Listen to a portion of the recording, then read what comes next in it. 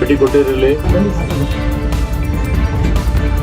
ಇವರಿಗೆ ಪರಿಹಾರ ಕೊಡ್ಬೇಕಲ್ಲಪ್ಪ. ಹೌದು ಸರ್, ಕೊಡ್ತೀವಿ. ಯಾವಾಗ ತೊಗೊಂಬರ್ಬೇಕಾಗಿತ್ತು? ನಾ ಭೇಟಿ ಕೊಡ್ತೀನಿ ಅಂತ ಗೊತ್ತಿಲ್ಲ. ಸರ್, ಇದು FIR ಕಾಪಿ ಬರ್ಬೇಕು. FIR ಕಾಪಿ ತಗೋಲಿಕ್ಕಾಗಲ್ಲ ನಿಮ್ಗೆ? ಸರ್, ಇಲ್ಲೇ ಪೊಲೀಸ್ ಇಲ್ಲೇ ಅದ, ಅವ್ರ ಹತ್ರ FIR ಏನೋ ಮೂರು ದಿನ ತೊಗೊಂಬದಿರುತ್ತಾ? ನೀ ಕತೆ ಹೇಳ್ಬೇಡ,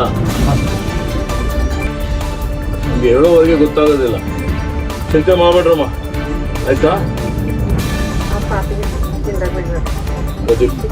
ಇರೋದಿಲ್ಲ ಇಲ್ಲೇನಾ? ಎಸ್ ಸರ್, ಇದೆ ಸರ್. ಇಷ್ಟು ಜಾಗದಲ್ಲಿ? ಹೌದು ಸರ್. ಇವರು ಸರ್ ಇಬ್ಬರು 2 ಮಕ್ಕಳು ಸರ್. ಅವರು ಇಬ್ಬರು ಮಕ್ಕಳ? Yes sir. ಒಟ್ಟಿಗೆ ಮೂಗರ? ಬಹಳ ಅನ್ಯಾಯ ಆಯ್ತಪ್ಪ. ನಮ್ಗೆಲ್ಲ ಬಹಳ ದುಃಖ ಆಗಿದೆ. ಯಾರು ಅಪರಾಧ ಮಾಡಿದ್ದಾರೆ ಅವರಿಗೆಲ್ಲ ಶಿಕ್ಷೆ ಕೊಡಿಸ್ತೀವಿ. ನನ್ನ ಮಗಳಿಗೆ ಹೆಂಗ್ ಮಾಡ್ರ ಆತರ ಮಾಡ್ರಿ. ಮಾಡಾರ ಆಲ್ರೆಡಿ ಸಾಹೇಬ್ರು ಹೇಳಿದ್ದಾರೆ ಅವ್ರಿಗೆ. ಈಗಾಗಲೇ ಅವರಿಗೆಲ್ಲ ಬಂಧಿಸಿದ್ದಾರೆ. ಅವರಿಗೆ ಬಂಧಿಸಿ ಜೈಲ್ನಾಗ ಇಕ್ಕ್ಯಾರ. ಆಯ್ತಾ? 3 ತಿಂಗಳು 6 ತಿಂಗಳಲ್ಲೇ ಟ್ರಯಲ್ ಮಾಡಿಸ್ತೀವಿ, ವಿಚಾರಣೆ ಮಾಡಿಸ್ತೀವಿ.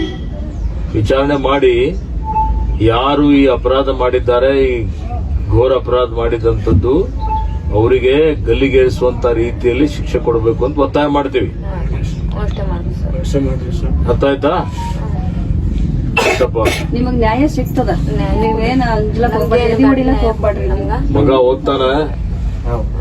ಸ್ಕೂಲಿಗೆ ಹೋಗ್ತೀಯಾ? ಕನ್ನಡ ಬರುತ್ತಾ? ಮನೆ ಕನ್ನಡ ಮಾತಾಡ್ತೀರಿ? ಏನ್ ಮಾತಾಡ್ತೀರಿ? ತೆಲುಗುನ? ಮಗ ಶಾಲೆಗೆ ಹೋಗ್ತಾನ ಇಲ್ಲ? ಯಾವ ಕ್ಲಾಸಿಗೆ ಓದ್ತೀಯಾ? 5ನೇ. ನೀ ಯಾವ ಕ್ಲಾಸಿಗೆ ಓದ್ತೀಯಾ? 10th ಇದ್ದಿ. ಓದು ಚೆನ್ನಾಗಿ. ನಿನ್ ಮಗನಿಗೆ ಓದಿಸಿ ಏನೋ ನೌಕರಿ ಕೊಡಿಸ್ತೀವಿ, ತಿಳಿತಾ? ನೀನು ಮನೆ ವಿನೆಯನ್ನ ಕಟ್ಸ್ಕೊಡ್ತೀವಪ್ಪ. ಆರ್ಥಿಕವಾಗಿ ನಿಮ್ಗೆ ಒಂದು 5,000 ಸಾವಿರ ರೂಪಾಯಿ ತಿಂಗಳಿಗೆ ಪೆನ್ಷನ್ ಬರಂಗು ಮಾಡ್ತೀವಿ. ಮತ್ತೆ ಪರಿಹಾರ ಕೊಡ್ಲಿಕ್ಕೆ ಹಸ್ತೇನೆ. ಸಿಂಧು, ಅವನು ಯಾರು ಎಷ್ಟು ಅಫ್ಸರ್ ಬಂದಿದ್ದಾನೆ?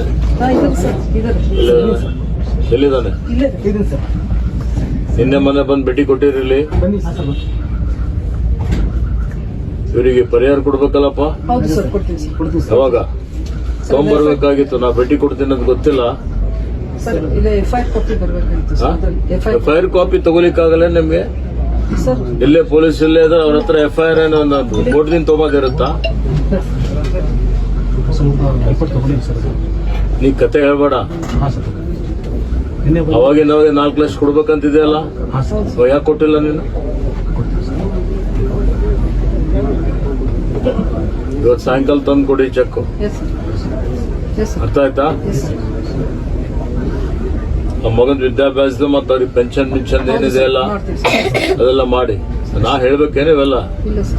ಇವತ್ತು ನಾನು ಹೊಂಟಿದೆ ಅಂದ್ರೆ ಚೆಕ್ ತಗೊಂಡ್ಬರ್ಬೇಕಾಗಿತ್ತು.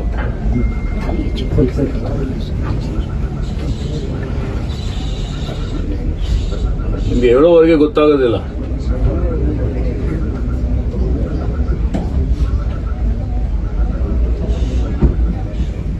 ಚಿಂತೆ ಮಾಡ್ಬೇಡ್ರಮ್ಮ, ಆಯ್ತಾ?